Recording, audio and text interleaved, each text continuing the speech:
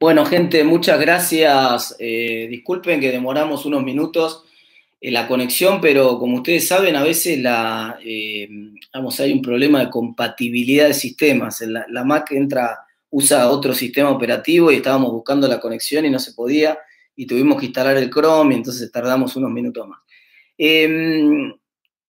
Obviamente es un momento complicado para plantear lo que está pasando en Argentina, porque estamos en presencia de lo que los economistas, después de un libro de Nassim Taleb que se llama El Cisne Negro, que les recomiendo muchísimo, es un libro sensacional, búsquenlo, creo que está también en español el libro a partir de hace unos años, se llama El Cisne Negro, Nassim Taleb. ¿Y qué plantea Taleb en ese libro del Cisne Negro? Que durante mucho tiempo se pensó que todos los cisnes eran blancos, que era medio una obviedad, y de golpe que apareciera un cisne negro era una cosa completamente improbable. Entonces, Taleb describió un fenómeno de cisne negro para referirse a algo que tiene las tres I.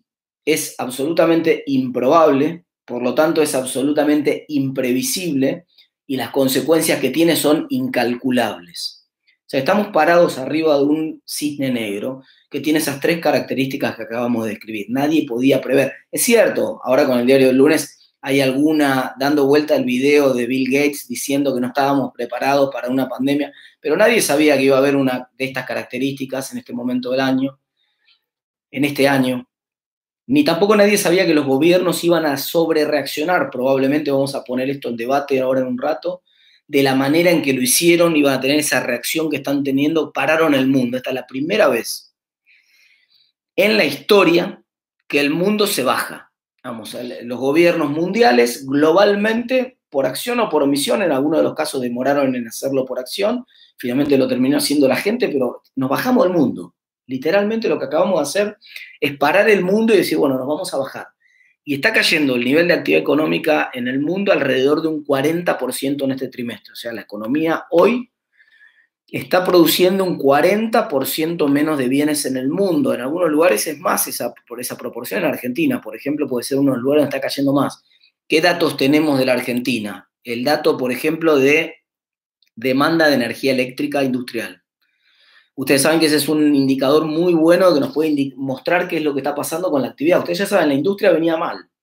Venía con 60% de uso de la capacidad instalada. Algunos sectores, como la automotriz, venía con 37% de uso de la capacidad instalada. ¿Qué pasó? Cayó ahora el uso de energía eléctrica en la industria 51%. Sobre lo que ya venía mal, ahora una caída en las últimas 3 semanas, con motivo de la cuarentena, de 51%. Las ventas minoristas están cayendo 48%. Los despachos de cemento están creciendo 46%. Es decir, el derrumbe de la actividad económica es brutal.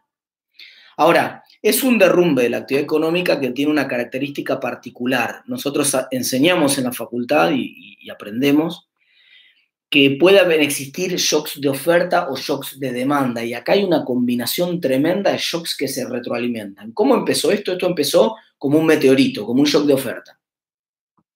De golpe, las compañías, empezando con el centro en China, pero después empezó a pasar esto en todo el mundo, dejan de producir. ¿Por qué? Porque el gobierno las pone en cuarentena. Entonces dice, bueno, basta de producir.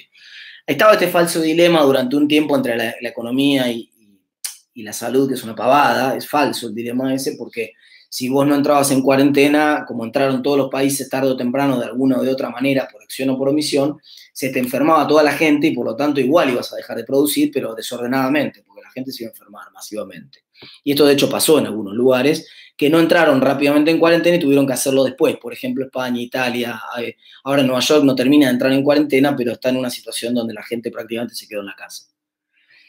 Y entonces hay un shock de oferta inicial. La producción se derrumba porque se para la actividad, porque cayó el meteorito, porque cayó esta enfermedad y entramos en cuarentena. El gobierno te dice quédate en tu casa, entonces cae la actividad concretamente por un shock de oferta. Y contra eso no se puede hacer mucho. Si nosotros aprendimos a incentivar un poco la actividad cuando las crisis son de demanda, no cuando las crisis son de oferta. No puede hacer mucho el gasto público, ni tampoco puede hacer mucho la política monetaria cuando el shock es un shock centralmente de estas características, es un shock de oferta. Pero arriba del shock de oferta viene un segundo shock, que es un shock de demanda. En Estados Unidos, por ejemplo, ya tienen 22 millones de desempleos nuevos de desempleados nuevos en las últimas 3 semanas. 22 millones de desempleados nuevos. ¿Qué quiere decir esto? Quiere decir que había un montón de gente que tenía ingresos, cobraba un sueldo, hacía una actividad productiva, como se paró la oferta, esa gente dejó de tener ingresos y obviamente esa gente con menos ingresos ahora puede consumir menos. Así que ahora hay un fenomenal shock de demanda agregado al shock de oferta. Acá lo estamos viendo también en Argentina. Los dos shocks se ven perfectos en Argentina. Primero el shock de la cuarentena, el que les acabo de contar, 51% de la actividad industrial está cayendo del piso donde ya venía, 48% la construcción del piso donde ya venía, 46% las ventas minoristas del piso que ya venían. Entonces, ese es el derrumbe de la oferta. Pero ahora hay un montón de gente que no tiene ingresos. Contra eso sí puede hacer algo el gobierno, por el lado de frenar el shock de demanda. En los países del primer mundo le tiran con todo, le tiran con política monetaria y con política fiscal, y yo ahora voy a comentar un poco sobre esas dos, sobre el impacto de cada una de esas dos políticas. Pero esos son los dos primeros shocks. Hay un shock fuerte de oferta inicialmente y lo acompaña un segundo shock, una ola muy fuerte, que es un shock de demanda por toda la gente que se quedó sin empleo o sin ingresos. En Argentina mucha gente sigue cobrando el sueldo, pero mucha otra gente no. Todos los trabajadores independientes, toda la economía informal que vive día a día en Argentina, todos los comerciantes, toda esa gente se quedó sin ingresos, los profesionales. Es una tragedia ser profesional en estos momentos en Argentina, salvo que justo tengas un contrato en relación de dependencia o trabajes en el Estado, pero si no es una tragedia si vos vivís en el día a día de tu actividad profesional, porque se derrumbó la oferta y por lo tanto al derrumbarse la oferta te quedaste sin ingresos. Y como te quedaste sin ingresos, tenés que medir ahora en qué gastás. Y hay un montón de cosas en las cuales por ahí gastabas antes y ahora gastás menos. Entonces yo pedía comida afuera más seguido en mi casa y ahora pido menos comida afuera, a pesar de que se puede pedir delivery, pero pido menos, porque no me da el presupuesto, porque me quedé con menos ingresos, como le sucede a todo el mundo. Entonces hay una contracción en los ingresos y entonces las familias que se quedaron sin ingresos empiezan a tomar decisiones de también ajustarse. Y al tomar decisiones de ajustarse, pegan este shock en la demanda fuerte, que es el segundo shock del cual les estoy hablando. Le piden a la chica que venía a hacer el servicio doméstico que no venga más, porque no puede pagarle. Le piden a la niñera que no importa, porque total están en casa, así que no venga. Le pide, por supuesto, todos los trabajadores informales que hacían tareas en los hogares, plomero, electricista, carpintero, que cortaba el pasto, todo eso, chau, no vienen, no los contrato más, no los necesito. Entonces, se derrumbó la demanda también. Hay un shock de oferta inicial y un shock de demanda inicial. Pero ahora encima, arriba de esto, hay una tercera ola. Hay un tercer shock de oferta que tiene que ver con que por la caída en la demanda de los que se quedaron sin ingresos, entonces ahora se están cayendo un montón de empresas. Es decir, lo que vamos a ver ahora, estamos viendo ya en Argentina un montón de empresas que dicen, che, yo si la cuarentena se extiende un poco más no aguanto. Yo no puedo estar con el negocio cerrado durante 40, 50, 60 días. No puedo porque tengo que seguir pagando los sueldos a la gente, tengo que pagar el alquiler del local igual, tengo que pagar un montón de costos igual aunque esté cerrado, así que a mí no me sirve más, me quiebro, anuncio que cierro, resigno. Sí, doy de baja todos los contratos que tengo de alquiler, todos los indemnizo a la gente y chau. Es decir, que se caen un montón de empresas, se rompe tejido productivo y esa ruptura del tejido productivo es un tercer shock de oferta, que no fue inicialmente por la cuarentena que puso el gobierno, que es por la consecuencia de la caída en los ingresos de la gente dejó de comprar y dejó de consumir en un montón de sectores que ahora no tienen espalda para poder resistir y hay una caída de la oferta de todos esos sectores. Pero en esos lugares, en esos comercios que les estoy hablando, había gente trabajando. Había proveedores que se llevaban insumos a esos locales. Y por lo tanto, entonces, en toda esa gente se quedó, obviamente, también sin ingresos. Así que aparece la cuarta ola de demanda acá. Y a todo esto se le agrega un problema más a esta crisis, que es un problema de incertidumbre. Yo usé la metáfora, para empezar, del meteorito. Dije, cayó un meteorito. Ese es el típico shock de oferta del manual de macroeconomía. Cae el meteorito. Acá es un poco más complejo porque en el meteorito ya cayó, explotó todo, algo quedó en pie y lo que se hundió y veremos cómo lo reconstruimos, pero ya está el efecto concreto, ya pasó. Acá todavía está pasando. Y en ese sentido está lo que Keynes denominaba la incertidumbre radical. A mi juicio, una de las principales contribuciones de Keynes, de las cuales se habla poco, se habla mucho de que Keynes proponía el aumento del gasto público y la política keynesiana de gasto público. Déjenme decirles que en toda la teoría general no hay una sola frase donde Keynes diga que lo que hay que hacer es fomentar que se expanda el gasto público. No dice, no habla de eso. De hecho, no habla del gasto público. En toda la teoría, no toda la teoría general, Keynes habla del consumo y de la inversión, centralmente. No habla prácticamente, habla en todo caso del reemplazo de la inversión privada por inversión pública y no mucho más que eso. Están sorprendidos. Sé que muchos de ustedes creen que Keynes siempre habló del gasto público, pero no es cierto. Lo hizo en otros contextos, pero no en la teoría general. Pero la contribución central es que planteó la idea de incertidumbre radical para explicar por qué los inversores dejaban de producir en algunos contextos. Eso sí está en la teoría general. ¿Y cuál es la idea? Cada vez que vos tomás una decisión como inversor o como consumidor, no tenés certeza nunca, siempre hay incertidumbre, obviamente que hay incertidumbre. Es muy fácil tomar decisiones bajo certeza, pero siempre las tenés que tomar bajo incertidumbre. Ustedes se anotaron en la facultad, ustedes no saben cuál va a ser la demanda de profesionales dentro de 5 años cuando se reciban, no tienen la menor idea. Tenían incertidumbre, tampoco saben muy bien, estoy seguro, si les pregunto cuánto gana un profesional, un contador, un economista, un licenciado. La verdad que no tienen mucha idea, tienen mucha incertidumbre ahí. Pero a diferencia de la incertidumbre radical, es incertidumbre probabilística. Ustedes conocen más o menos la función de distribución, han hablado con algunos economistas, con algunos contadores, tienen idea de cuánto gana en promedio un tipo que se recibe versus uno que no estudia y se quedó haciendo otra cosa. Es como ir al casino. Yo en el casino no sé si va a salir el negro o el colorado, pero sé la función de distribución de probabilidades que hay atrás de esos fenómenos y por lo tanto la probabilidad de cada uno de esos eventos. Sé que esencialmente si juego al negro o juego al colorado es más o menos lo mismo, es exactamente lo mismo. En realidad 50 y 50, descontémosle la probabilidad de que gane el 0, y que es el 2 y monedas por ciento, y me queda prácticamente 50 y 50 que salga cara o salga seca, que salga negro o salga blanco, que salgan mayores o salgan menores. Sé la probabilidad de acertar un pleno, por lo tanto los juegos si me pagan 35 veces lo que aposté. ¿Por qué? Porque sé que la probabilidad es 1 dividido 37, porque tiene 37 números la ruleta. Entonces, conozco la función de distribución y conozco las probabilidades y conozco los pagos asociados con cada decisión, si es que se produce cada uno de los eventos que dispara mi escenario ganador, y conozco lo que pierdo si ocurre el otro escenario. Ese es un juego que asemeja mucho las decisiones de todos los días. Una decisión, muchachos, es una apuesta. Una decisión es una apuesta. Ustedes están apostando. No conocen el resultado, si no sería muy fácil. Conocen las probabilidades, conocen los escenarios posibles y conocen los resultados posibles en cada uno de esos escenarios y ponderan y buscan maximizar el valor esperado de su decisión. Pero les decía Keynes, el problema de la incertidumbre radical, y yo no tengo la menor idea de lo que va a pasar. No es una cosecha, que yo invierto en un pool de siembra y yo sé que 1 de cada 10 veces pierdo la cosecha y 9 de cada 10 veces gano X cantidad de plata y por lo tanto puedo estimar, aunque no sé si esta va a ser la cosecha buena o la mala, sé la función de distribución de probabilidades. Acá no la conozco. Y como no tengo la menor idea de cuál es la distribución de probabilidades de que ocurra un fenómeno o el otro, no puedo decidir. Y no puedo calcular lo que Keynes denominaba la eficiencia marginal del capital. ¿Y qué era la eficiencia marginal de capital? El retorno esperado que tenía un proyecto de inversión. Y si no puedo calcular probabilidades, no puedo calcular ningún retorno esperado. Entonces, esencialmente el problema es que tenemos esa incertidumbre radical de la que hablaba Keynes ahora. Porque no sabemos, algunos hablan de que podría venir una segunda ola de esta pandemia cuando se relajen las restricciones de la cuarentena y que por lo tanto se va a contagiar todo el mundo. No tenemos la menor idea de lo que puede pasar.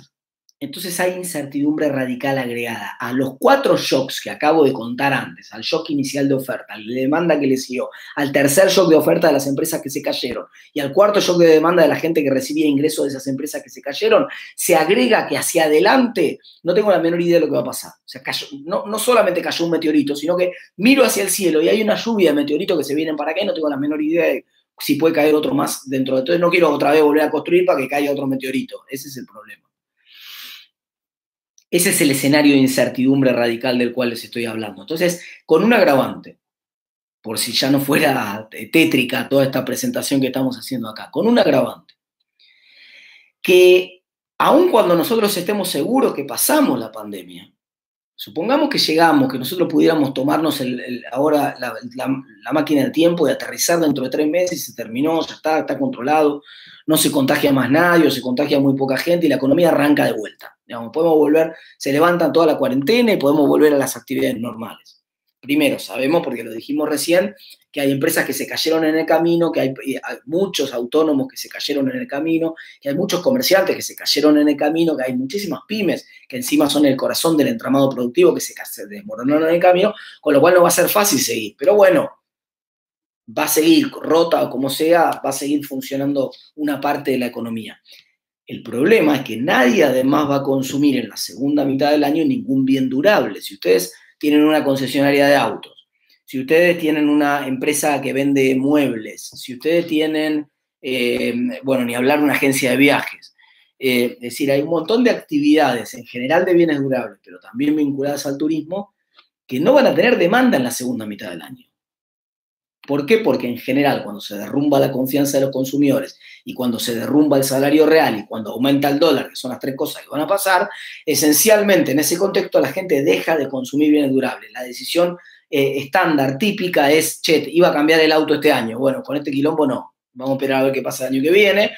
Postergamos la decisión de cambiar el auto y si teníamos algunos fondos para cambiar el auto, nos los comimos en la cuarentena.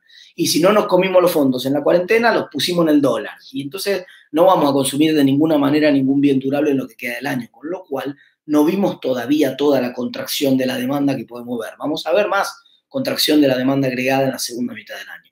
A esto los gobiernos le tiran con política monetaria y política fiscal. Esta es la versión del libro de texto que nosotros enseñamos en la facultad, que enseñamos en los cursos de macro, que enseñamos en los cursos de introducción a la economía. Son dos conceptos distintos, ¿no? Política monetaria, por un lado, para darle liquidez al sistema, para que ninguna empresa se funda porque no tiene acceso al financiamiento. Una empresa podría sentir, la mayoría de las empresas, nadie quiere cerrar por este evento, porque uno tiene la sensación de que esto es una suerte de B corta en términos de actividad. Es decir, uno dice, mira, acá cayó un meteorito, pero dentro de 3 meses ya está, tendríamos que volver a la normalidad. Seguimos siendo tan productivos como antes. La gente va a seguir queriendo demandar un montón de bienes cuando todo esto haya pasado. Entonces, lo normal es que ninguna empresa quiere cerrar por este evento. Por lo tanto, yo tengo que pasar el invierno y para pasar el invierno me tengo que endeudar o tengo que tener acceso a cierta liquidez. Entonces, en el mundo, en Estados Unidos y en Europa le dicen a las empresas, miren, acá nadie se va a fundir por esto, dijo el presidente Macron. Trump dijo algo parecido. Y liquidez ilimitada. Entonces, la Reserva Federal o el Banco Central Europeo te dan liquidez ilimitada. ¿Qué quiere decir? Toma todo el financiamiento que quieras, a tasa cero además, a tasa cero. Entonces no es que te cargas una mochila de deuda que después no vas a poder, después vemos, después discutimos cómo lo pagás. Es a tasa cero. Ilimitado. ¿Por qué pueden hacerlo? Porque tienen moneda. Tienen las 2 monedas más demandadas del mundo. Japón, la tercera moneda más demandada del mundo. Si vos sos un país que tiene una moneda fuerte y la gente quiere ahorrar en esa moneda en el mundo, en general tenés mucha demanda de esa moneda. Si es una moneda que además la gente quiere tener como preferencia de liquidez, la que no quiere consumir, dice, no, está bien, yo me quedo con el dólar ese en el bolsillo, o yo me quedo con el euro ese en el bolsillo, entonces ese exceso de liquidez que pueda llegar a haber en algún momento no te genera inflación. Estás en el mejor de los mundos. Le das con todo el cañón de la... cuando empezó esto, la Reserva Federal dijo, vamos a poner 750.000 millones de dólares. Después dijo, vamos a poner 1 billón. Después dijo, vamos a poner 2 billones. Y después dijeron, ilimitado, que agarren lo que quieran. Acá hay tasa cero, ilimitado, agarren lo que quieran.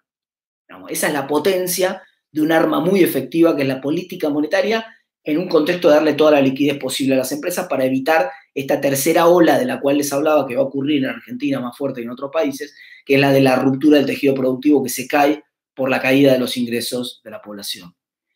Y está la política fiscal, que es para que no ocurra esta segunda ola. La segunda ola que tenía que ver con la caída fuerte que se produce en los ingresos por la cuarentena, la compensamos dándole ingresos a la gente. El paradigma de esto es una suerte de ingreso básico universal. Apareció en escena algo que se venía discutiendo hace muchísimos años en economía, que es la idea de un ingreso básico universal, que estaba pensado para más adelante, estaba pensado para cuando los robots se quedaran con nuestros empleos. Y discutíamos entonces si íbamos a avanzar a una sociedad que tenía una suerte de ingreso básico universal. Todo el mundo cobraba un mínimo, digamos. Bueno, eso está ocurriendo hoy en el mundo. Lo que están haciendo los distintos gobiernos fuertes es asegurarle un ingreso a la población que se quedó sin ingresos. De distintas formas, acá distintos nombres tiene la película. Acá le pueden llamar ingreso familiar de emergencia, le pueden llamar subsidio para pagar los salarios de las pymes que tienen menos de 100 empleados, o le pueden llamar repros para las pymes, para las empresas más grandes de 100 empleados, pero esencialmente es el mismo fenómeno. Es un ingreso básico universal. A todo el mundo le aseguramos que va a tener un ingreso, de suerte tal de evitar este segundo efecto del cual estoy hablando, la segunda ola, la ola de la demanda. Pero contra la primera ola fuerte de la caída de la oferta no puedo hacer nada. Contra el primer shock que me generó la cuarentena, el meteorito, contra la caída del meteorito no puedo hacer absolutamente nada. Puedo paliar con política fiscal la segunda ola, la segunda caída fuerte, que es la ola de la caída de la demanda, y puedo paliar con política monetaria expansiva, crédito blando, etcétera, la tercera ola, que es la tercera caída en la oferta que se produce por la ruptura del tejido productivo del cual les hablaba. Esas es esencialmente las dos armas. Pero claro, en países como el nuestro hay menos fuerza para esas dos armas. Porque en países como el nuestro el Estado no tiene crédito. Hoy, mientras estamos viendo cómo hacemos para darle un ingreso familiar de emergencia a la familia, el Estado acaba de anunciar una propuesta de canje de deuda para ver si puede resolver su cuestión de deuda, porque está virtualmente en default prácticamente. Quedan 20 días para que los acreedores digan si aceptan o no aceptan el canje que acaba de presentar el gobierno. Si lo aceptan, buenísimo. Si no lo aceptan, vamos a entrar en default con esos bonos.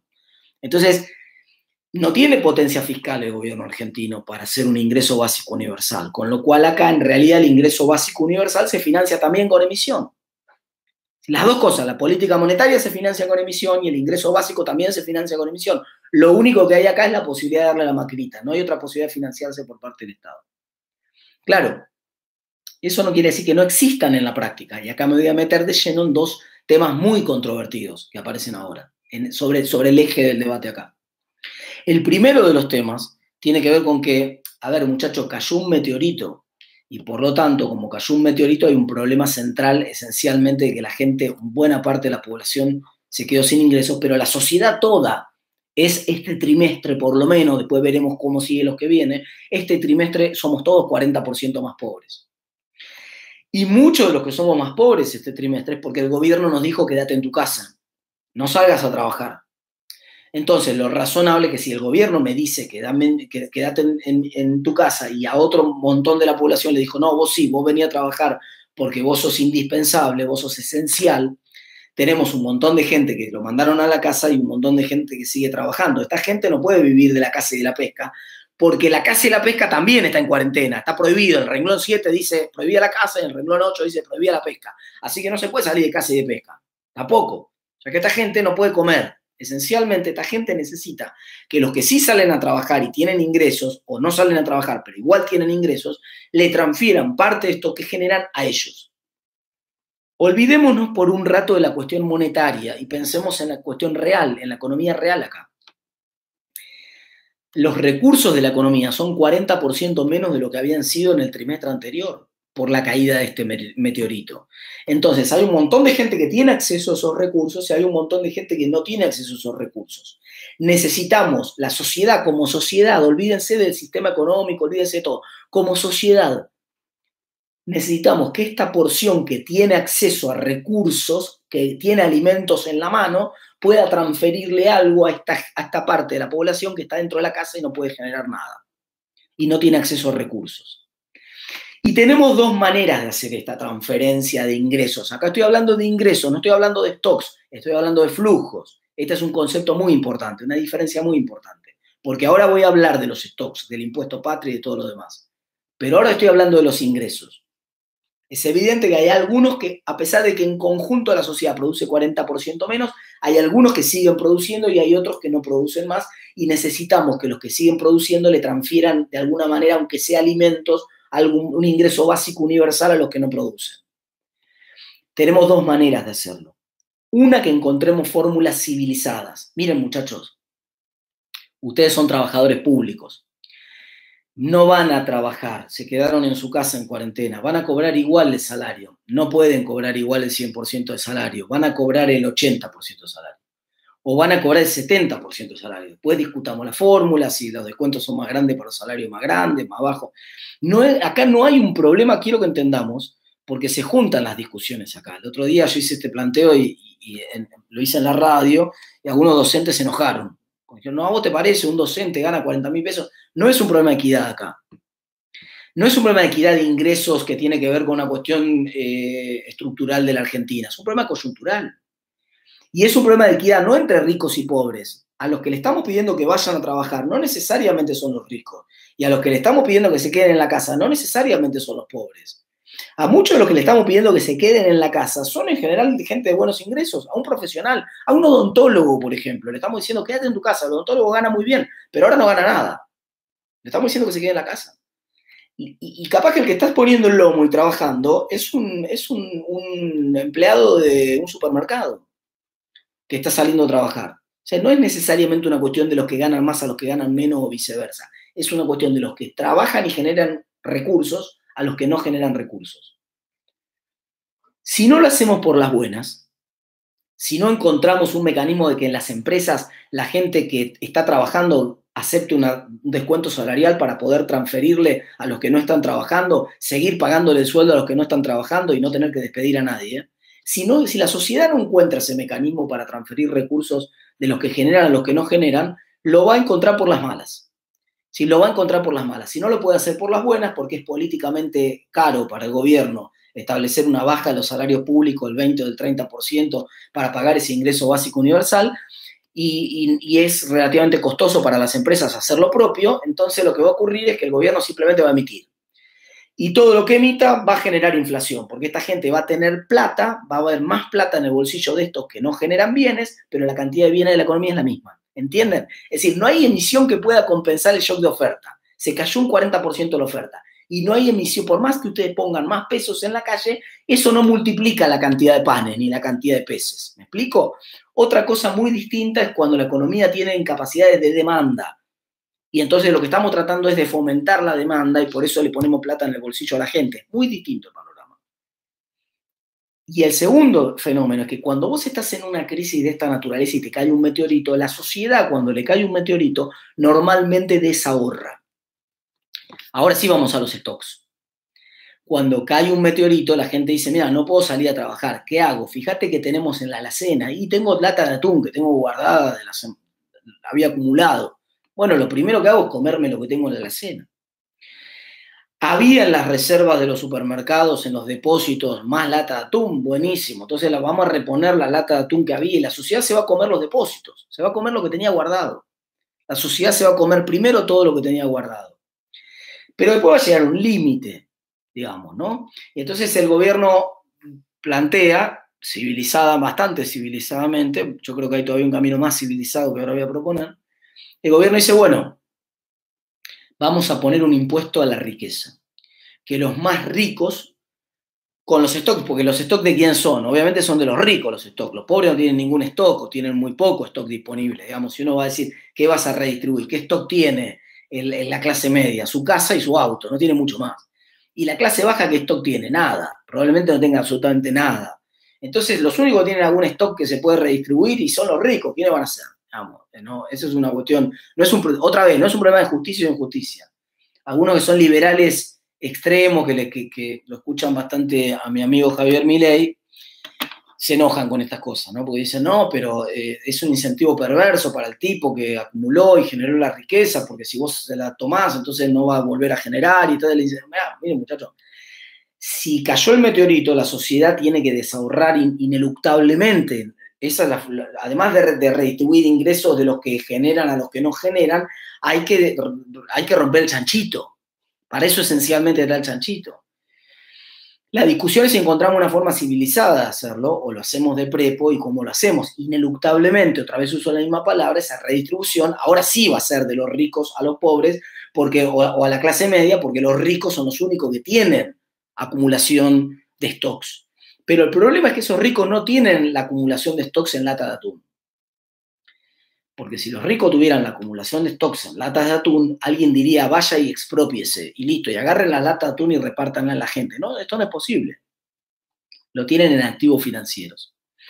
Y entonces quiere decir que hay dos herramientas, decía yo, pero el impacto que va a tener en la economía va a ser el mismo, en cualquiera de los dos casos. La primera herramienta que tenemos, centralmente, es el impuesto a la riqueza del que se está hablando, del cual está hablando el gobierno.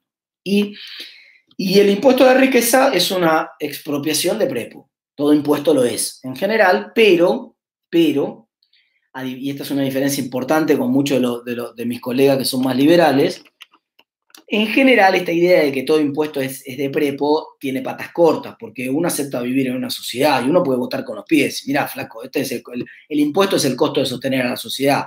Y si a vos no te gusta pagar los impuestos que se pagan en esta sociedad, no hay ningún problema, está la puerta abierta, andate a vivir a Chile, andate a vivir a Uruguay, andate a vivir a otro lado donde pague menos impuestos. No hay ningún problema con eso. O a Paraguay, que es el lugar de América donde se paga menos impuestos. Uno de los lugares del mundo donde se paga menos impuestos. Que no te agarre nada en Uruguay, en Paraguay, porque eso sí, estás en el horno. Pero bueno, impuestos no vas a, muchos impuestos no pagás. Quiero decir, no es esta la situación. Digamos, no es esta la situación, porque acá lo que hay es una situación. Yo acepté vivir en una sociedad donde hay un conjunto de reglas más o menos estables.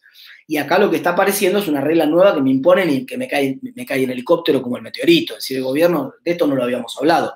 Yo te voté el año pasado porque quería un cambio, porque no estaba conforme con la política económica. Vos no me dijiste el año pasado que me ibas a sacudir un impuesto a los patrimonios altos, porque si hubieras dicho eso, yo hubiera puesto toda la guita que tenía porque vos no ganaras. No pasó eso, digamos.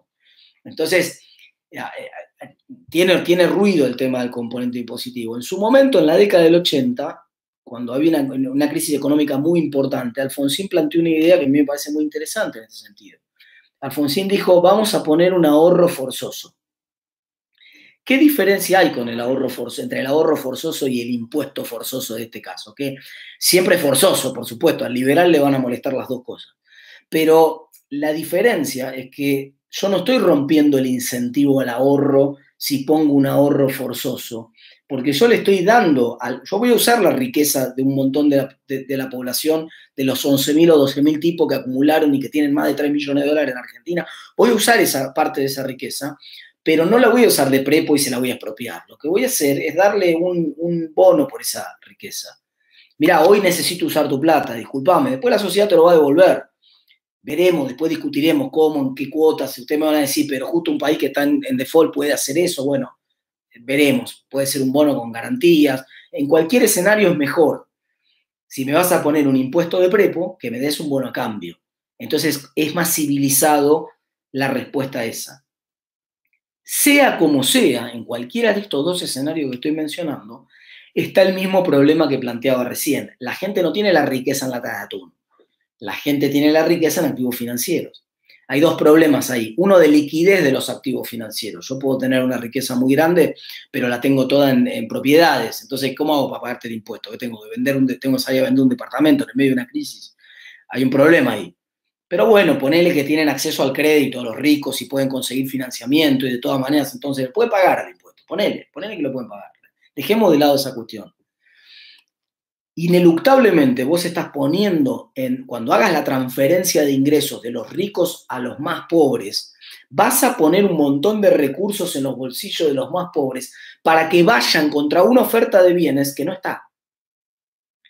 Otra vez, no es el planteo keynesiano tradicional de redistribución del ingreso para aumentar el multiplicador del gasto en un escenario de recesión con capacidad ociosa de la industria o de la actividad productiva, con recursos ociosos en el cual la demanda empuja la oferta. Esta idea de que la demanda puede empujar la oferta. Esto no es lo que va a ocurrir ahora. Porque la oferta no la puede empujar de prepo, es imposible empujarla en el medio de una cuarentena porque la oferta cayó, porque el gobierno dijo que no podés abrir. Entonces, por más que, digamos, para ponerlo en términos más claros todavía, si yo tenía un bar, digamos, en la esquina de 6 y 48 en La Plata, o de 6 y 49 que hay un bar, el bar está cerrado. Y por más que vos le pongas plata en el bolsillo a la gente, el bar no lo puede abrir. Entonces, la gente no va a ir al bar ese, por más plata que le pongan en el bolsillo a la gente. La gente va a ir sobre los únicos que están abiertos. Y por lo tanto va a haber mucha más demanda, porque estás transfiriendo un montón de ingresos a una demanda, pero no va a haber oferta. Lo que quiere decir que ineluctablemente esa demanda va a tener que ser satisfecha consumiendo en otro lado. Ser satisfecha consumiendo en otro lado, en castellano, en una economía abierta, quiere decir importando bienes. Lo que quiere decir es que si hay un exceso de absorción doméstica respecto de la producción, ese exceso de absorción doméstica respecto de la producción se canaliza, se salda con un déficit más grande en el sector externo, o sea, se salda con más importaciones. Y por lo tanto va a haber presión sobre el sector externo. Y ahí entra en un dilema el gobierno. ¿Qué hace el gobierno cuando tenga más presión sobre dólares que son muy escasos en la economía? ¿Deja correr el tipo de cambio o entrega reservas? No tiene muchas reservas para entregar. Está bastante pelado de reservas. Inclusive no está en un escenario en el cual uno diga, bueno, puede dejar de correr muchas reservas. Y además, Toda la región devaluó, porque el shock este que se acaba de producir tan espectacular tuvo además un impacto en los commodities. Y somos una región exportadora de commodities. Y ni hablar de los commodities petroleros, porque encima cayó el segundo bombazo, que fue que se rompió la OPEP y un barril de petróleo que salía $70 hace 2 meses y sale 20. Imagínense que ustedes son un país petrolero y que la soja que valía 300 valga 100. Pegan un tiro en los pies. Entonces, ¿qué hacen? ¿Qué pueden hacer los países exportadores de petróleo, los países exportadores que le exportaban a China? Si todos los países exportadores de commodity tienen que ajustar el tipo de cambio, eso es exactamente lo que pasó en la región. Devaluó fuertísimo Brasil, el dólar en Brasil salía 4 pesos, 4 reales, mejor dicho, hace 2 meses atrás, sale 5,25 hoy. Lo mismo pasó en Chile, lo mismo pasó en Colombia, lo mismo pasó en México, en toda la región. Argentina es el único país que no devaluó muy poquito. Entonces, cuando todo esto pase, Argentina va a tener que alinear su tipo de cambio al resto de la región, porque si no, este impuesto a la riqueza va a generar un exceso de importaciones y no va a haber manera de tapar el sol con la mano con eso, va a generar un déficit fenomenal y el país se va a quedar sin reservas. Entonces, los dos mecanismos redistributivos de los cuales estamos hablando, el que redistribuye ingresos de los que generan a los que no generan y el que redistribuye riqueza de los que tienen a los que no tienen, ambos mecanismos generan en el primero de los casos inflación y en el segundo de los casos devaluación. Y este es el problema central que se agrega a la crisis que estamos transitando. Que todavía eso no lo vimos. Todavía no vimos el impacto sobre el tipo de cambio, todavía no vimos el impacto sobre la inflación. Y cuidado, porque sé que esta versión también estuvo circulando, dando vueltas por ahí. No estamos hablando de una hiperinflación, porque los que, digamos, tienen un poco más de formación en economía monetaria y han estudiado los fenómenos, saben que hay una relación casi lineal entre la cantidad de dinero y el índice de precios. Si ustedes miran la serie histórica argentina, es espectacular. Parecen una pareja de novio de 15 años, eso que no se separan ni para ir al baño, ¿viste? Van de la manito a todos lados. Bueno, son iguales las dos series. Vos mirás vos mirás esencialmente la cantidad de dinero en la economía argentina y el índice de precios y están juntitos todo el día. O sea que uno está tentado a pensar que lo que está a debate ahí es entre las distintas escuelas económicas ahí es cuál es la causalidad, si es la cantidad de dinero la que está generando el aumento en los precios o el aumento en los precios se produce por razones estructurales y la cantidad de dinero convalida la inflación. En cualquiera de los dos escenarios no hay ninguna posibilidad de inflación sin aumentar de la cantidad de dinero y entonces no es sostenible en el tiempo y por lo tanto siempre vemos que van juntos estas dos variables. Pero en las hiperinflaciones no pasa eso. En las hiperinflaciones lo que ustedes ven es que la inflación salta de golpe mucho más allá de lo que aumenta la cantidad de dinero. Sí, es cierto, la inflación se da cuando hay un aumento grande de la cantidad de dinero, pero cuando la inflación subió 5.000% en el 89 o 3.000% en el 90, por ejemplo, las últimas hiperinflaciones argentinas, no subió el 5.000% la cantidad de dinero en la economía, ni subió al 3.000% en el 90. Eso, mírenlo y compruébenlo y van a ver que es tal y cual se lo estoy diciendo. ¿Qué fue lo que pasó? ¿Qué condimento necesitan para una hiperinflación? Un derrumbe de la demanda de dinero, esencialmente un derrumbe de la demanda de dinero. No está ese escenario hoy en la calle, no se ve ese escenario. No hay una huida masiva de la gente que dice, queman los pesos, dame dólares, a lo que sea. No, esto no está pasando. Digamos, tampoco, de hecho hay un poco más de demanda de dinero hoy por razones precautorias básicas, porque en un escenario en el cual no sé qué va a pasar la semana que viene y si va a estar abierto el banco y qué sé yo, tengo un poco más de demanda de dinero, quiero tener un poco más de dinero encima por lo que pase. Entonces, hoy no estamos en un escenario de inflación, pero ineluctablemente quiero que entendamos que dada la característica de la crisis en la cual hay menos recursos en la economía y hay un montón, y la caída de recursos no es simétrica para todos, sino que es asimétrica. Y que la capacidad de tener chanchito para aguantar esa caída de recursos también es asimétrica, y son dos asimetrías diferentes. Una de las asimetrías es por decreto. No importa si sos rico o pobre, algunas actividades pueden seguir trabajando, otras actividades no. Y la otra asimetría sí es por ingresos. Los que son más ricos tienen más atún en la alacena y los que son más pobres tienen menos. Esto es así. Entonces, la sociedad en su conjunto necesita producir estos dos fenómenos de redistribución. Si encuentra mecanismos civilizados para hacerlo, entonces no vamos a tener que lamentar un salto muy grande en la inflación, ni vamos a tener que lamentar un salto muy grande en el tipo de cambio. pero cuanto menos mecanismos de esta naturaleza encuentre para la sociedad para hacer esta transferencia de recursos, más inflación vamos a tener y más devaluación por la segunda transferencia que acabo de transmitir recién. Ese es el contexto central que estamos enfrentando en esta crisis. Un contexto en el cual, por otro lado, y este es el último punto que quiero tratar antes de abrir algunas preguntas, por otro lado, este es un contexto en el cual esta necesidad de redistribuir es imperiosa en el contexto de un meteorito que cayó y rompió un 40% de la economía, pero se hace cada vez más grande si este meteorito sigue. ¿Qué quiero decir? Nosotros no podemos seguir para siempre en cuarentena. Vamos, algunos, cuando yo planteé esto el otro día en las redes sociales, alguno que leyó mal, ¿no? Que no pasó las pruebas PISA, dijo, pero vos querés levantar la cuarentena. No, yo no quiero levantar la cuarentena. Todos quieren levantar la cuarentena. No hay ninguna persona racional sobre la faz de la Tierra que quiera vivir en cuarentena. Todo el mundo entiende que la cuarentena es una situación absolutamente excepcional. Es una locura vivir en cuarentena.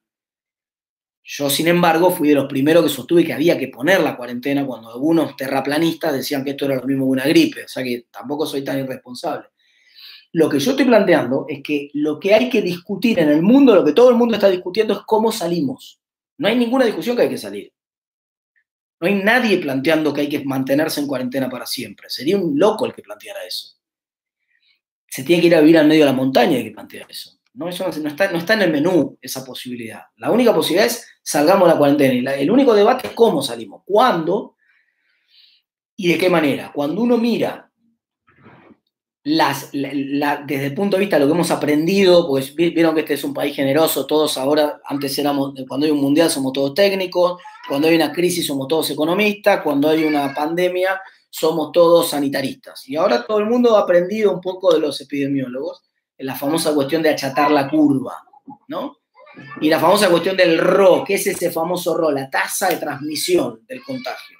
¿Cuánta gente contagia? La gente contagiada, cuántas personas contagia cada uno que está enfermo durante esa semana que le dura la capacidad de contagio.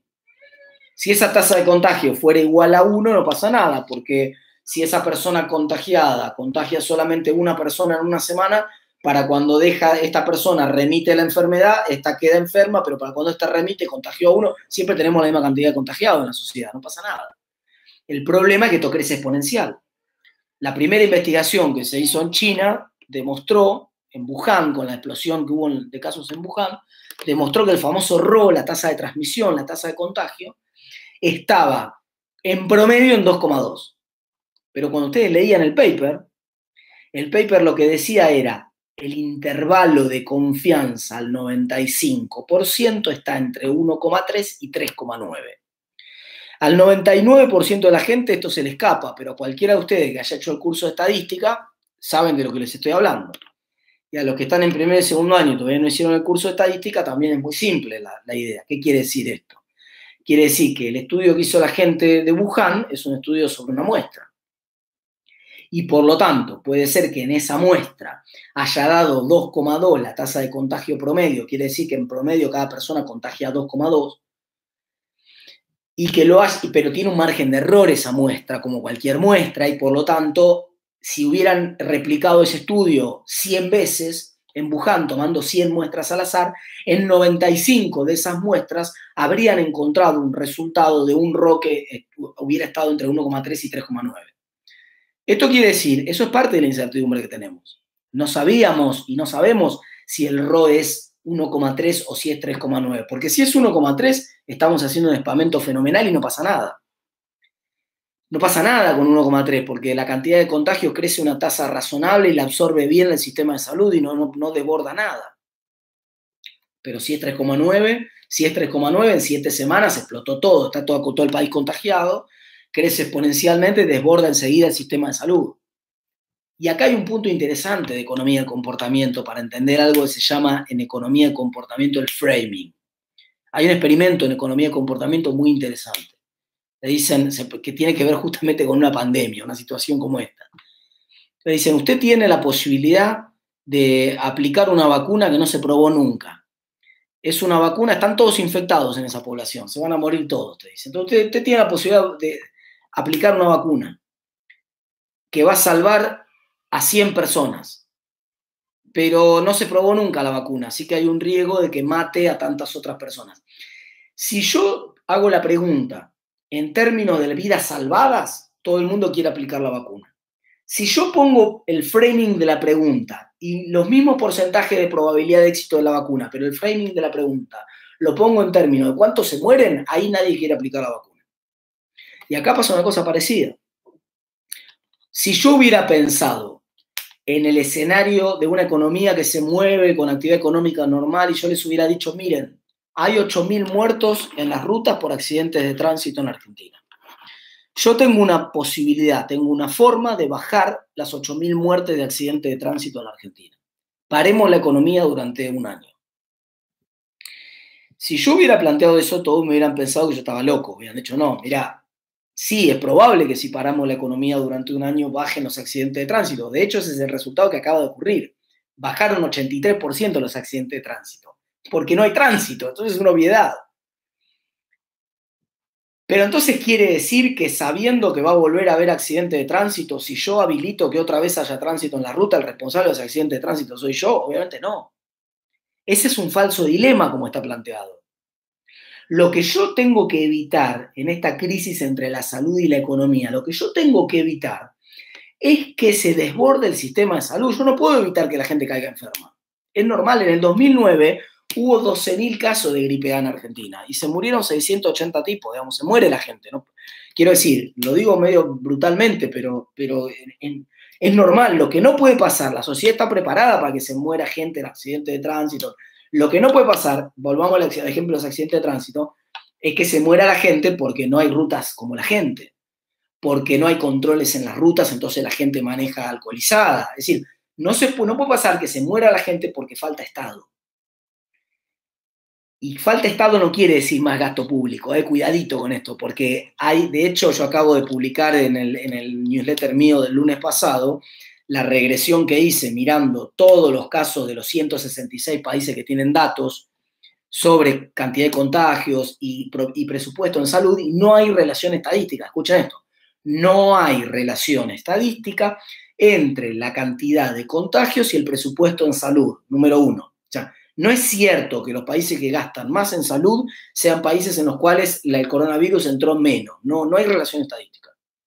Segundo, no hay más muertos por millón de habitantes en los países que invierten menos en salud. Ni hay menos en los que invierten más en salud. Otra vez, no hay relación estadística significativa entre la cantidad de muertos por coronavirus y el presupuesto en salud. O sea, el argumento de el gasto en salud es un argumento que no va, evidentemente, acá.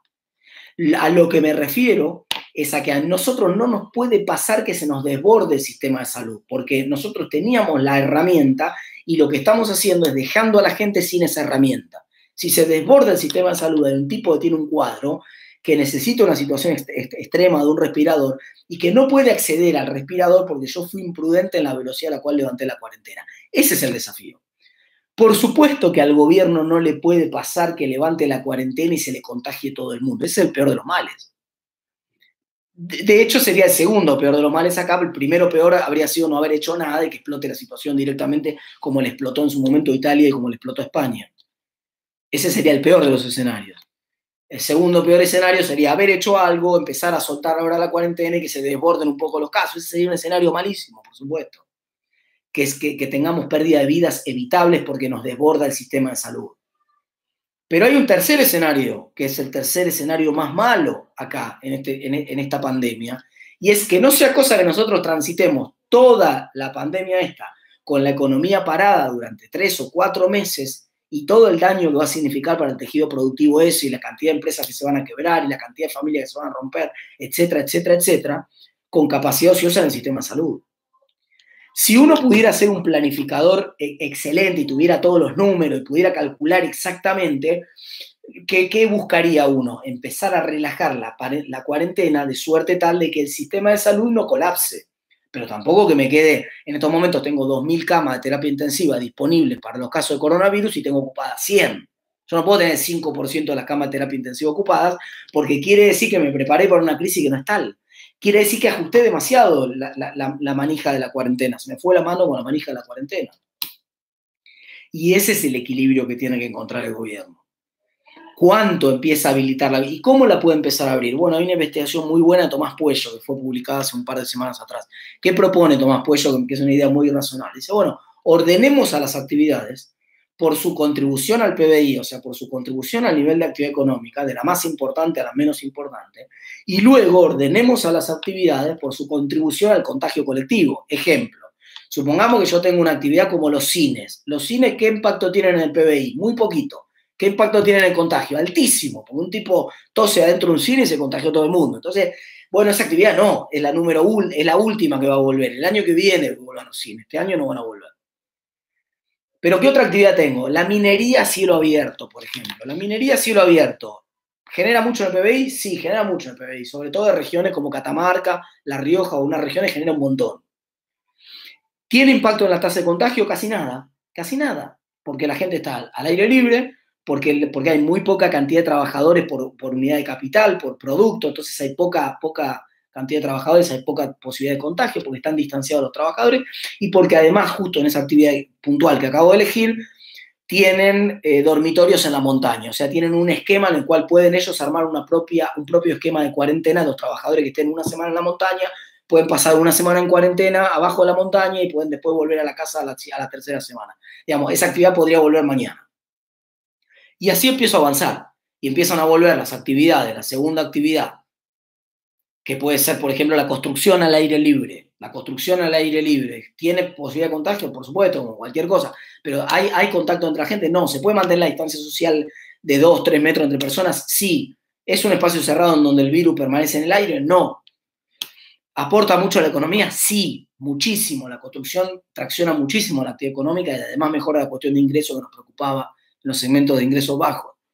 Bueno, que empiece a volver la construcción. Y el mismo criterio que estoy analizando, actividad por actividad, en comparación, o sea, estoy haciendo un costo-beneficio, cuánto me suma de actividad económica empezar a abrir la canilla en esta actividad versus qué riesgo voy corriendo en términos de aumento de la tasa de contagio, siempre con el objetivo de no desbordar la capacidad del sistema sanitario.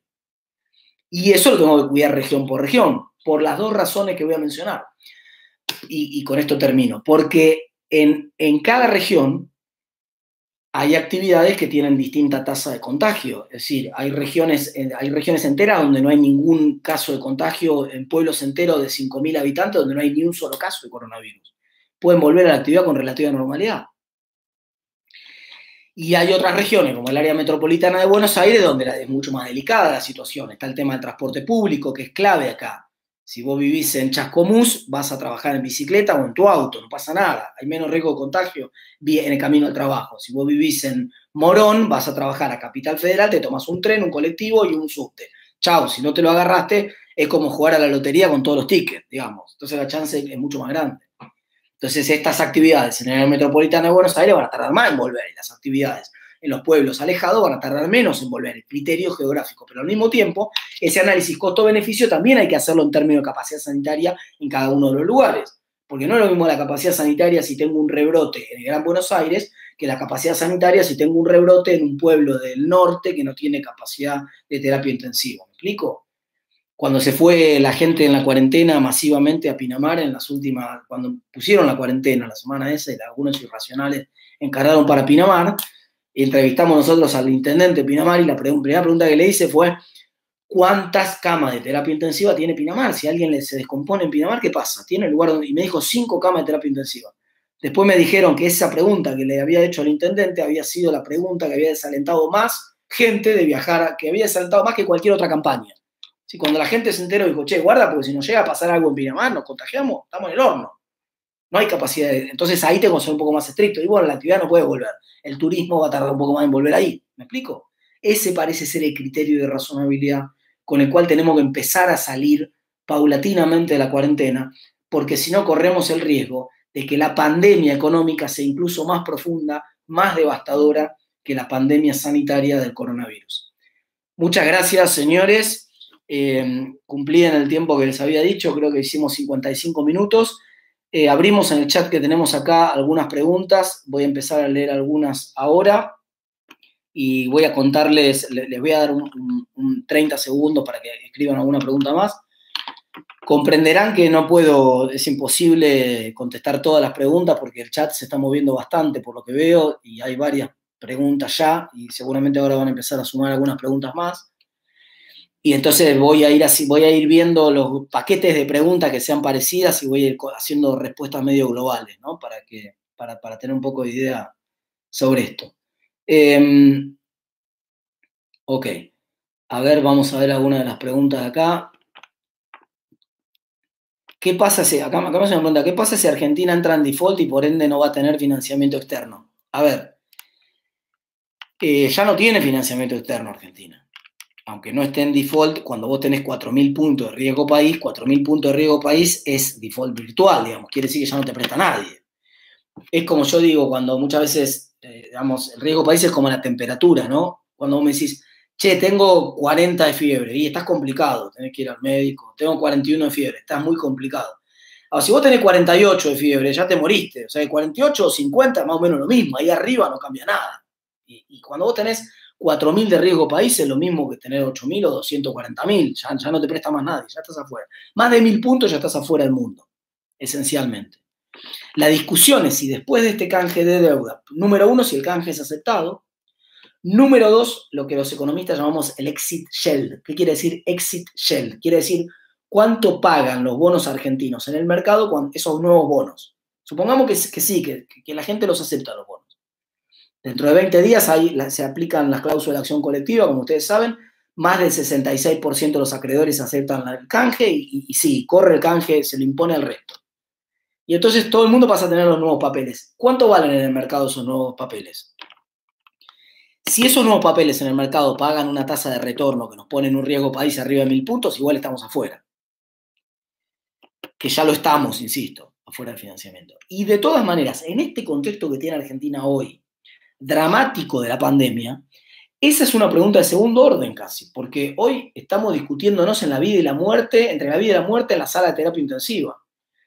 Y la pregunta del default es medio como una pregunta de, che, ¿va a volver a caminar el paciente? Yo digo, esperá que lo saquemos de terapia intensiva. Después vemos si camina o no camina, ya es una de lujo, una discusión para la semana que viene. Ahora vamos a sacarlo de terapia intensiva. Entonces, no va a tener acceso al financiamiento externo Argentina y ya dijo en la propuesta esta que no va a pagar nada por los próximos 4 años, así que esencialmente Argentina va a vivir con lo suyo en los próximos 4 años. La única posibilidad que tenía hace 2 meses atrás Argentina era tener financiamiento externo del lado de la inversión extranjera directa.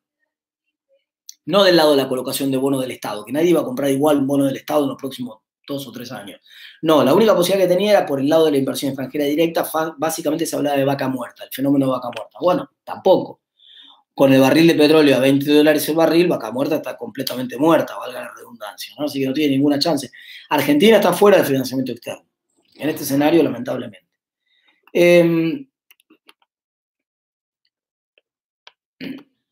Acá hay una pregunta que me encanta, que es el mejor lugar para hacerla, que es ¿por qué sigue subiendo el dólar y el modo de ahorro, alguien dice modo de ahorro es la mejor inversión hoy en día?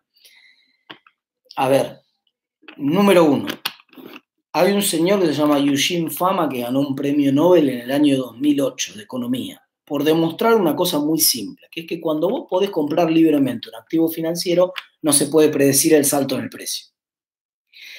¿Qué quiere decir esto? Quiere decir que cualquier persona que les asegure a ustedes que el dólar va a subir o que el dólar va a bajar es un chanta. No se puede, no hay manera de saber si el dólar va a subir o va a bajar. Y por lo tanto, no hay manera de saber si es una muy buena inversión o si hay otra inversión mejor.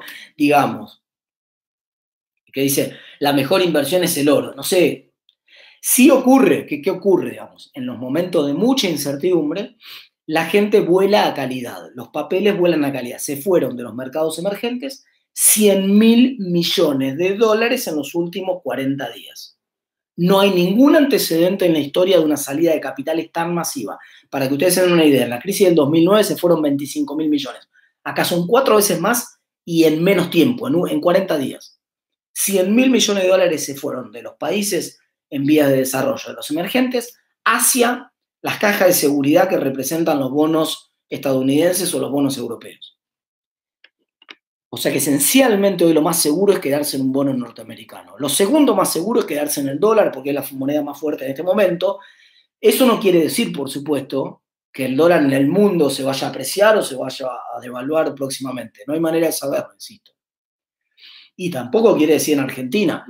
Lo más probable en Argentina es que el conjunto de políticas que puede hacer el gobierno sean políticas que generen más inflación y sean políticas que generen más devaluación. Pero todavía están por verse las políticas. Todavía está por verse la magnitud de la pandemia. No es seguro eso. No estamos seguros de que la Argentina va a emitir en los próximos meses X cantidad de plata. Si estuviéramos seguros, los precios de los activos financieros ajustarían hoy. Quiero decir, hay un fenómeno de profecía autocumplida en los precios de los activos financieros. Si todos supiéramos qué es un precio de un activo financiero, un precio de un activo financiero es el resumen de las expectativas que tienen los que ponen la plata donde ponen la boca. Es como un mercado de apuestas, para llamarlo de alguna manera. Cuando un boxeador paga 3-1 respecto a otro boxeador, es porque la mayoría de la gente piensa que se tiene chance de perder, por eso paga 3-1. Digamos, acá pasa lo mismo. Cuando un precio de un activo financiero representa un valor, el valor ese representa el consenso del mercado respecto de esas apuestas. ¿Cuánto apuesta el mercado por ese activo financiero? ¿Puede subir o puede bajar a futuro? Por supuesto, no lo sabemos de antemano. Si lo supiéramos, si tuviera toda la información hoy, bajaría automáticamente o subiría automáticamente el precio hoy en función de esa información. Ya estaría incluida y por eso no se puede contestar la pregunta de si el dólar va a subir o no va a subir es imposible de saber. Sí es cierto que cuando el mercado está regulado fuertemente, lo que está pasando en Argentina ahora, el dólar oficial, si alguien me pregunta por el dólar oficial en Argentina, es obvio que va a subir el dólar oficial en Argentina. Hace 35 días consecutivos que viene subiendo. Si ustedes encuentran un activo financiero que sube 35 días seguidos, evidentemente está en un proceso de que está siendo agarrado de los pelos para que no suba más. Si todos los países de la región devaluaron casi un 25% en los últimos 30 días y Argentina no, es evidente que Argentina tarde o temprano va a tener que ir corrigiendo su tipo de cambios. La única discusión es si lo va a hacer gradualmente o en algún momento un día se va a levantar y va a decir un dólar oficial vale 80. Digamos, pero que tarde o temprano va a tener que ir convergiendo un valor más alto, eso es indudable. Y alguien dice, pero vos nos dijiste recién que no podía saberse con anterioridad en mercado libre donde yo puedo comprar y vender libremente. Yo no tengo ninguna duda que un dólar oficial a 65 es un dólar que está regalado en Argentina. Y si me dejaran poner la plata donde pongo la boca, me compraría una torta así de esos dólares 65, pero no me lo venden. Entonces es distinto el panorama ahí, ¿me explico? Ahí sí puedo hacer un comentario como el que estoy haciendo, porque el precio no refleja el consenso del mercado, el precio refleja la decisión del Banco Central. Ok. Acá alguien me pregunta si me voy a quedar en Argentina. Yo me quedo en Argentina. Este es un país, no me iría por nada del mundo. Primero, porque tengo toda mi familia acá. Segundo, porque hay que poner el hombro acá, digamos. Tercero, porque está todo el mundo complicado. No es que acá la pandemia no cayó en Argentina, cayó en todo el mundo. Así que está todo el mundo igual. No es la opción, no es la crisis del 2001, me voy a España y me salvo. España también está peor que nosotros. Así que acá no hay salvación posible, no hay escapatoria. No es que te podés ir, no tiene sentido. Quédense tranquilos que nadie se va a ninguna parte acá. Acá me pregunta, pero a la vez alguien me pregunta si la corrida del peso no puede generar una corrida bancaria. Sí, pero hay un problema, hay una diferencia muy grande con escenarios anteriores de la Argentina, típicamente con el corralito del 2001. Y la diferencia muy grande es que los bancos están hiperlíquidos, número uno, y la número dos es que el Banco Central puede emitir lo que se le cante. Con lo cual, ninguna corrida de depósitos tiene ningún sentido. Lo que no quiere decir que no vaya a ocurrir. Puede ocurrir, pero no pasa nada. Lo único que pasaría, para que ustedes tengan una idea, la liquidez de los bancos hoy en pesos es del 62%. Quiere decir que los bancos tienen los billetes cash del 62% de los depósitos. Y en dólares, de los depósitos en dólares es 70%. Quiere decir que los bancos tienen, o en la bóveda del Banco Central, porque hay un 50% de encaje, o en sus propias bóvedas, el 70% de los depósitos en dólares que hay. Tendría que haber una corrida tan grande que no hubo nunca en la historia. Para que ustedes se den una idea, la corrida del 2001 cayeron 25% los depósitos. La corrida del año pasado, a lo largo de casi 4 meses, también cayeron cerca de entre 20 y 25% los depósitos. Es decir, que el sistema bancario puede absorber perfectamente una mega corrida como la que hubo el año pasado. No pasa nada. No hay riesgo de corralito porque corra, ¿no? Dicho sea esto, por supuesto nadie pone la mano en el fuego por nadie. Acá en Argentina, me van a decir ustedes, hubo corralito, hubo plan Bonex, hubo cepos, hubo un montón de cosas. Entonces acá pueden inventar cualquier cosa. Pero no están dadas las condiciones objetivas para que haya ningún corralito de ninguna naturaleza. Seguimos con las preguntas. ¿Qué medidas urgentes podrían tomarse para ayudar a las pymes? La más urgente de todas es la que mencioné. Dos medidas, digamos, para ayudar a las pymes. La primera, crédito a tasa cero ilimitado. Crédito a tasa cero ilimitado. El segundo problema va a ser la inflación, pero ese va a ser un problema de menor orden. Digamos, acá no podemos permitir que se rompa el sistema productivo. Y en el muy corto plazo. Pero sí o sí hay que empezar a salir de la cuarentena. La mejor medida para las pymes es que empiece a desarmarse gradualmente la cuarentena. Insisto, nadie está diciendo que va a volver la economía a la normalidad la semana que viene. Probablemente no vuelva en todo el año a la normalidad. Hay sectores, como mencioné recién, como los teatros, el cine, etcétera, que no van a volver en todo el año. Y sectores como el turismo que volverán en el verano. Ya las vacaciones de invierno están perdidas.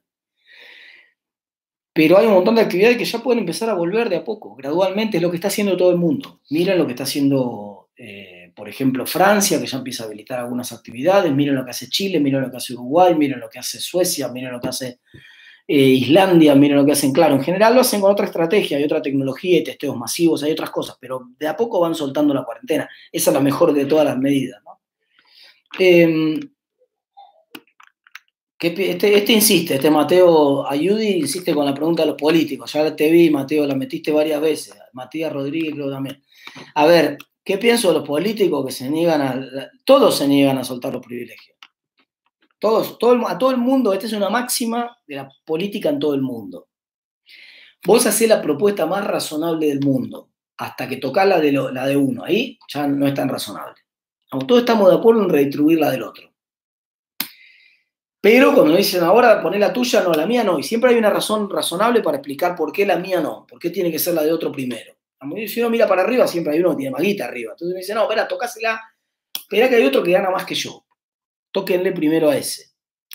Digamos, yo voy a decir dos cosas respecto a la clase política. Primero, yo no soy de los que pienso que la clase política tiene que ser voluntarista y tiene que ir a trabajar por lo mismo que gana un docente. No, creo que tiene que estar bien paga el acceso a la política. Y creo que tiene que ser que la sociedad tiene que aprender a elegir mejor a la gente y que hay que participar más en los partidos políticos y que hay que darle riqueza a la política, ¿no? Que no pasa por bajar los salarios. Pero sí es cierto que en el medio de una crisis como esta, acabo de decir que hay que hacer un mecanismo de redistribución desde los que tienen ingresos a los que no tienen ingresos. Y la política tiene ingresos. Entonces, todos los que están en la política tienen que hacer en este momento un renunciamiento de un porcentaje. Después discutimos cuánto, 20, 30% de sus ingresos, 40, lo que sea, o por escala, pero de alguna manera, empezando por la política, siguiendo por toda la administración pública. Es decir, todos los que tienen ingresos tienen que aceptar transitoriamente y durante la cuarentena pasarle algunos de sus ingresos a los que no tienen ingresos. Y hay una razón más para que eso sea así. La razón tiene que ver con una cuestión de incentivos. Y también lo dijo Nassim Taleb, el mismo que escribió el libro de Cisne Negro, que lo comenté más temprano. También planteó esta idea, en los términos que la voy a plantear yo. El incentivo para que el político ponga exactamente ajuste la cuarentena al nivel mínimamente necesario para que no explote el sistema de salud, que es lo que estoy pidiendo yo, se garantiza si el político paga con su propio sueldo cada día de cuarentena. Porque si el político tiene incentivo para mantener la cuarentena todos los días, la va a seguir manteniendo mientras la encuesta le diga que tiene 68% de aprobación en la cuarentena, que siga. Es más, hasta puede redistribuir discrecionalmente, tiene leyes de emergencia, tiene la suma del poder público, no pasa por el Congreso, hace lo que se le canta. Entonces el político está en su salsa, no quiere bajarse ninguno de esos privilegios. Entonces la mejor manera de que el político se consustancie con lo que le pasa al resto de la gente es que le pase lo mismo que le pasa al resto de la gente. O sea, que entienda que cada día de cuarentena va a ser un día menos sueldo que cobra. Entonces yo podría exactamente esa norma. Por cada día de cuarentena, el político tiene que poner 20, 30, 40, después discutimos el número, de su sueldo en el fondo para el COVID. Digamos, esa sería una manera de alinear incentivos, hacer que el político se dé cuenta que cada día que extiende la cuarentena es un día menos en el bolsillo de él también. Y va a saber que ahí serían bastante más razonables. Las cuasimonedas, acá me preguntan de las cuasimonedas. No, a ver, Córdoba no implementó cuasimonedas. Córdoba lo que hizo fue lo que hacen muchas provincias. Buenos Aires hizo lo mismo con Scioli en su momento. Si le paga a proveedores con un bono.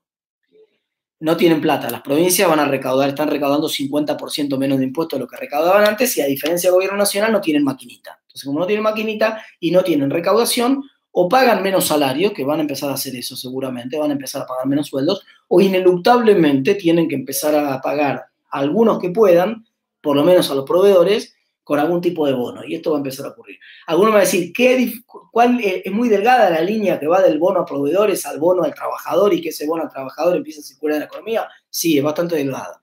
Es bastante delgada.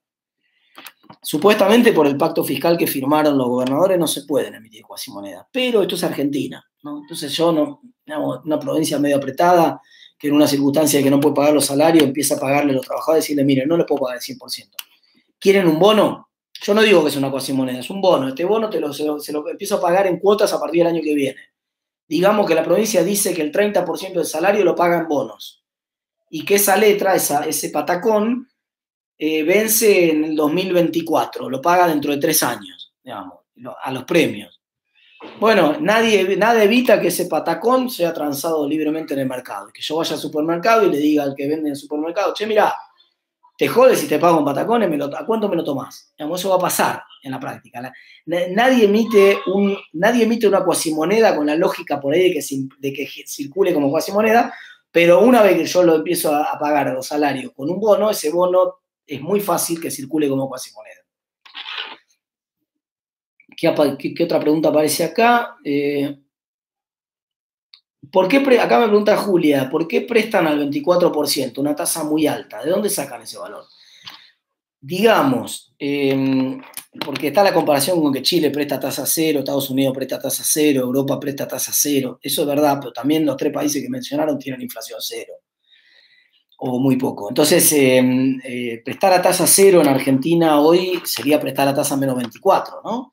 Cuando yo presto a tasa 24, esencialmente lo que te estoy diciendo es que te voy a prestar por abajo de la inflación, y eso en términos de tasas reales está bastante bien, no está mal. Está bastante bien. Después podemos discutir si no podría ser 20 o 25, qué sé yo, pero la tasa de 24 en un escenario como el de Argentina, que tuvimos 3,3% de inflación agarrada de los pelos en el último mes, con la mitad de los precios congelados y con alimentos volando al 3,9%, no parece. Quiero decir, si anualizás alimentos solamente al 3,9% te da 55% anual. Entonces, y si en un escenario de inflación de 55 anual me endeudo al 24, se va licuando bastante esa deuda, ¿no? Entonces, no, me parece bastante razonable igual el panorama. Santiago, lo del escenario de hiperinflación ya lo comenté más temprano.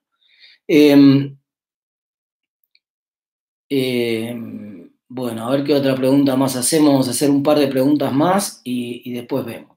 Bueno, acá Blas me hace una pregunta. ¿Demanda de materias primas del mundo puede ser algo positivo para Argentina en un futuro cuando la pandemia pase?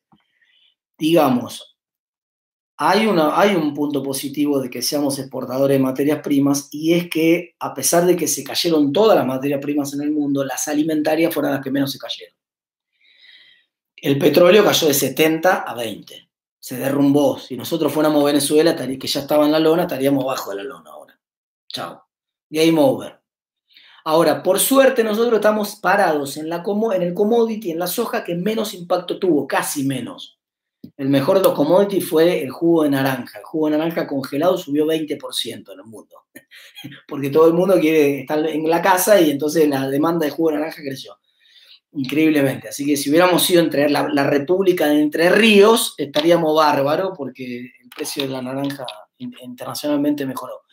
Pero la soja no va a haber, no digo que va a haber un boom, porque el mundo se contrae, porque va a haber menos demanda en todo el mundo y por lo tanto los precios de los commodities van a tender a caer en general. Y además el dólar está muy fuerte, hay una relación inversa entre el precio del dólar y el precio de los commodities, porque el precio de los commodities está expresado en dólares. Es casi un espejo. Si ustedes miran la serie de tiempo a largo plazo entre los precios de los commodities y el tipo de y el dólar, el índice del valor del dólar en el mundo, van a ver que es casi un espejo, que en general cuando el dólar está fuerte, los commodities están bajos. Y eso va a pasar. El dólar está fuerte y va a seguir aparentemente fuerte, salvo que haya una tragedia en Estados Unidos. Entonces, digamos, en el escenario no hay hoy un escenario de que vaya a haber una recuperación fuerte de commodities. Dicho eso, es cierto que gracias a Dios los commodities son los que menos cayeron. Los commodities del agro, el resto de commodities en la lona, ¿no? Esta es una pregunta de fondo que se está haciendo mucho, la que hace Nahuel. Pregunta si creo que va a haber un mundo, que el mundo va a tender a volver como era antes de la pandemia o va a haber grandes cambios en los hábitos de consumo y en el mundo del trabajo. La primera respuesta es no, la respuesta rápida, no va a haber grandes cambios. Por una razón de que el hombre es un animal de costumbre que vuelve a la media rápido, vuelve a su comportamiento previo con mucha velocidad. Diego Leuco el otro día lo hacía en broma en un comentario que estábamos charlando fuera del aire y hizo un comentario que me pareció muy ilustrativo. Dijo, esto es como cuando salí del mecánico con el auto. Salí del chapista con el auto y recién te lo arreglaron, está nuevito, joyita, no querés, vas con cuidado en los lomos de burro, frenás en todas las esquinas, te dura 5 cuadras. A la sexta cuadra ya estás cortando semáforo como siempre, digamos. La gente vuelve a ser como era antes. Como todos cuando tenemos un susto decimos que nos vamos a cuidar, que vamos a bajar de peso, a hacer actividad física, a dejar de fumar. Y nos dura esto, vamos, pocas horas y después volvemos al comportamiento habitual. Entonces, no creo que vaya a haber cambios tan grandes. Sí, una aceleración de algunos cambios que ya venían. Sí, una aceleración de algunos cambios. Entonces, por ejemplo, los canales electrónicos se están explotando, pero también eso está mostrando que no hay capacidad. Entonces, hay mucha oportunidad de negocios para invertir ¿cómo se llama? En logística. En logística para comercio electrónico. Entonces, por ejemplo, yo quiero hacer la compra del coto hoy por comercio electrónico, la hago por el coto online, y para que me manden hay un cupo por día, y reparten 80 pedidos por día, y si yo entro hoy, me la entregan la comida la semana que viene. Es una barbaridad. Y es una oportunidad de negocio sensacional. Si cualquiera que arme una empresa logística para hacer comercio electrónico y trasladar las cosas de comercio electrónico, se va a llenar de plata. Entonces, va a haber más expansión de comercio electrónico que ya venía creciendo, aun cuando todo el comercio se venía cayendo en Argentina, comercio electrónico venía creciendo a tasa de 2 dígitos. Y va a seguir haciéndolo. ¿Y se va a acelerar la tasa de crecimiento del comercio electrónico? Sí, se va a acelerar. Y formas de trabajo, teletrabajo, esto fue una suerte de experimento natural. Esto va a probar que hay un montón de fantasías de teletrabajo que no funcionan, que no van, digamos, no sirven. Pero también muestra que hay un montón de reunionismo que era el pedo y que se puede evitar, digamos. Gracias a Dios, muchos estamos demostrando. Yo antes, por ejemplo, antes de cerrar una conferencia con un cliente, el cliente me decía, mira, la gente de la empresa quiere charlar con vos sobre lo que vas a hablar en la conferencia, y yo tenía que ir hasta la sucursal de la empresa, juntarme con los gerentes, hablar sobre la charla, y era una charla que yo ahora cuando la tengo directamente por Skype o por Zoom. Entonces, hay muchas reuniones que nos dimos cuenta que eran al pedo, que se podían resolver por una teleconferencia. Y eso está buenísimo. Va a haber menos reunionismo, seguramente fuéramos. Pero esta idea de se acabó el capitalismo, acá hay otro sistema revolucionario, la gente va a empezar a vivir en la montaña y a ser minimalista, no va a ocurrir esto. No creo que ocurra esto. A ver si hay alguna más. Ok. ¿Qué va a pasar con el impuesto a las ganancias? Porque a mi hermano que le sacaron como el 35, sí, la tasa marginal de ganancia es 35 y se llega relativamente rápido, así que no va a pasar nada, le van a seguir sacando el 35. El impuesto a las ganancias, los impuestos van a seguir como están. Lo que puede haber con algunos impuestos en el mundo en general, lo que hubo en Estados Unidos, por ejemplo, le dijeron a la gente que tenía que hacer la liquidación de ganancias ahora, se la patearon 3 meses.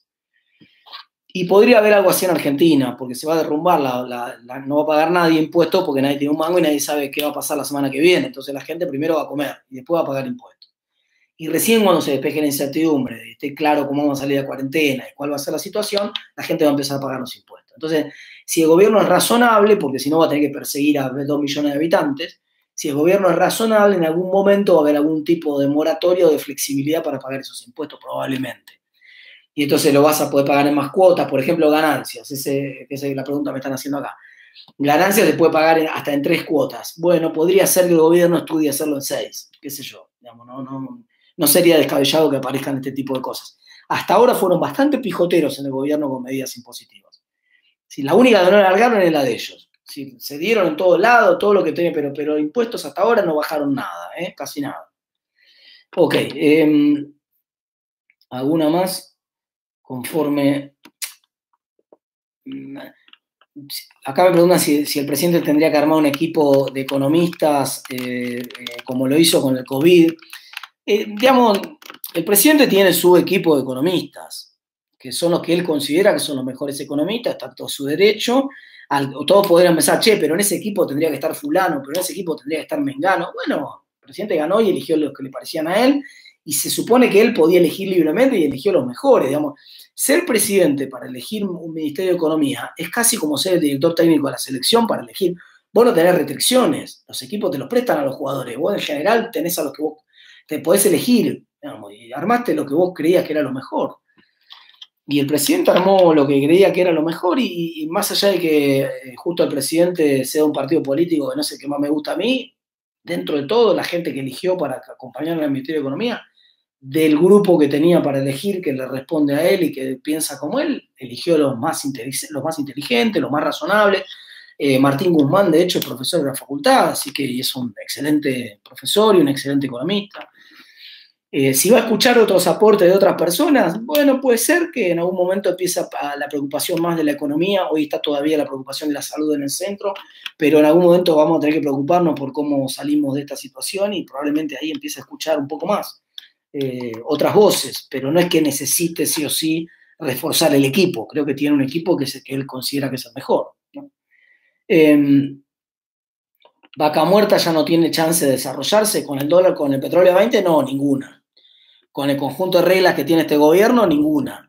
O la combinación de las reglas de este gobierno, que son cepo, más impuestos extraordinarios de todo tipo, más petróleo a 20, es imposible que no hay ninguna posibilidad de vaca muerta. Está en la lona vaca muerta.